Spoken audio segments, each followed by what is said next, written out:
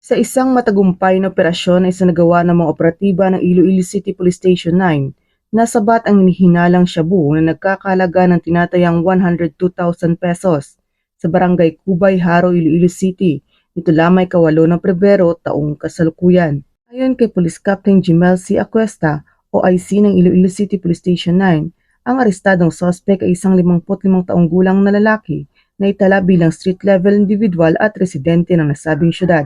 Nakumpiska sa operasyon ang 8 heat-sealed transparent plastic sachet na naglalaman ng hinalang shabu na umabot sa kabuuang timbang ng higit kumulang 15 gramo at iba pang mga non-drug items. Kasalukuyang nakakulong ang arestado sa Iloilo City Police Station 9 para sa dokumentasyon at harap sa kasong paglabag sa Republic Act 9165 o ang Comprehensive Dangerous Drugs Act of 2002. Patuloy ang kampanya ng kapulisan sa buong Western Visayas laban sa ilegal na droga upang mapanatili ang kaligtasan at kayusan ng buong rehiyon tungo sa isang mapayapang bagong Pilipinas.